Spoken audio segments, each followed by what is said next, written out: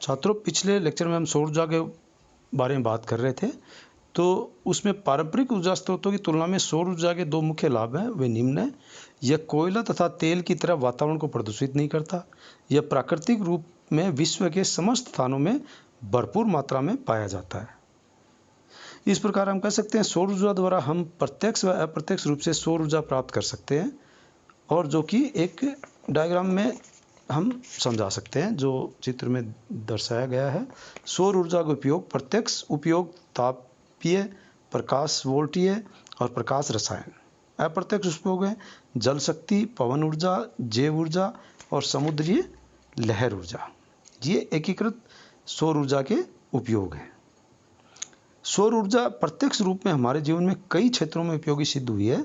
वर्तमान में सौर ऊर्जा को निम्न क्षेत्रों में काम में ले सकते हैं: इमारत गर्म करने के, इमारत ठंडा करने हेतु, हवा व द्रव गर्म करने हेतु, समुद्रीय खारे जल को वाष्पीकृत कर नमक उत्पादन हेतु, शुद्ध जल उत्पादन हेतु, फसल एवं अनाज सुखाने हेतु, खाना पकाने हेतु, कुएं से पानी खींचने हेतु, तापीय व प्रकाश वोल्टीय विधि द्वारा विद्युत उत्पादन हेतु, सौर भट्टियों के लिए, काष्ठ पकाई के लिए, सौर शक्ति संयंत्र हेतु, सौर प्रशीतन हेतु, सौर विद्युतीकरण द्वारा ग्रामीण एवं शहरी घरेलू ऊर्जा, कृषि ऊर्जा, औद्योगिक ऊर्जा व यातायात ऊर्जा की पूर्ति हेतु।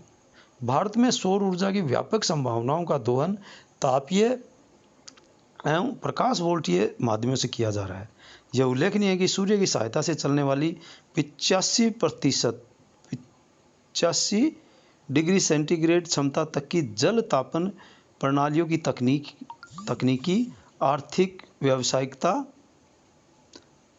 घरेलू, औद्योगिक एवं वाणिज्यिक अनुप्रयोगों से सिद्ध हो चुकी है। वर्ष 1991 के अंत तक देश में 1.90 लाख वर्ग मीटर सौर कलेक्टर क्षमता की व्यावसायिक एवं औद्योगिक इकाइयों में स्थापना हो चुकी है।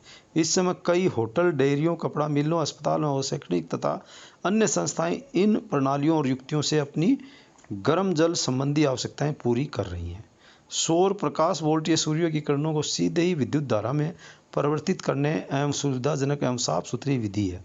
विकेंद्रीकृत विद्युत उत्पादन के लिए इस प्रणाली द्वारा हमारे स्वदेशी प्रयासों में हमने दक्षता प्राप्त कर ली है, जो सिलिकॉन उत्पादन से सौर सेलों, मॉड्यूलों, प्रणालियों के निर्माण तक विस्तृत है।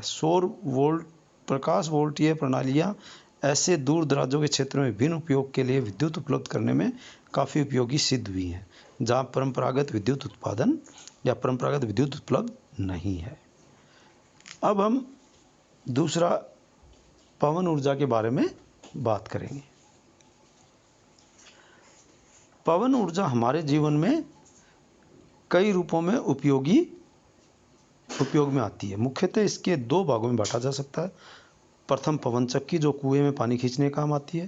द्वितीय एरोजनरेटर, जो विद्युत उत्पादन के काम आते हैं। वास्तव में पवन ऊर्जा सौर ऊर्जा का ही एक परिवर्तित रूप है। सौर ऊर्जा के तापीय प्रभाव तथा पृथ्वी के गतीय प्रभाव से पवन चलती है, जो कि उपयुक्त मशीन से ऊर्जा के रूप में बदल जाती है। पवन ऊर्जा का सही उपयोग करने के लिए हमें एक उपयुक्त स्थान का चयन करना चाहिए, जहाँ पर पूरे वर्ष पवन का वेग एक समान रहे। पवन वेग एक स्थान से दूसरे स्थान, रात और दिन एवं ऊंचाई से दूसरी ऊंचाई पर अलग अलग रहता है। पवन वेग पर ऊंचाई, पहाड़ी एवं जमीनी समुद्र तट पर काफ़ी प्रभाव पड़ता है। मुख्यतः पवन मशीन दो प्रकार की होती है: क्षैतिज पवन मशीन और लंबवत पवन मशीन, वर्टिकल और हॉरिजॉन्टल जैसे कहते हैं। क्षैतिज पवन मशीन विद्युत उत्पादन अथवा एरोजनरेटर तथा कुएं से पानी निकालने में काम में ली जाती है, जबकि लंबवत मशीन कुएं से पानी निकालने के काम में नहीं आ सकती। फार्म एवं एकाकी, स्टैंड अलोन दोनों ही विधियों में पवन ऊर्जा विद्युत उत्पादन का एक महत्वपूर्ण स्रोत है। पवन ऊर्जा द्वारा विद्युत उत्पादन की लागत तथा तापीय डीजल से प्राप्त विद्युत उत्पादन की लागत लगभग समान ही होती है, तथा इसके लिए विद्युत प्रयुक्त संयंत्र तथा उपकरणों का देश में उत्पादन किया जा सकता है। हमारे देश में अब तक पवन ऊर्जा की 37 मेगावाट की समग्र क्षमता स्थापित की गई है। संबंधित राज्य विद्युत ग्रिडों को लगभग 106 मिलियन यूनिट विद्युत दी जा रही है। गुजरात के लांबा में 10 मेगावाट का एक पवन फार्म शुरू किया गया है, जो कि एशिया का सबसे बड़ा पवन फार्म है। धन्यवाद।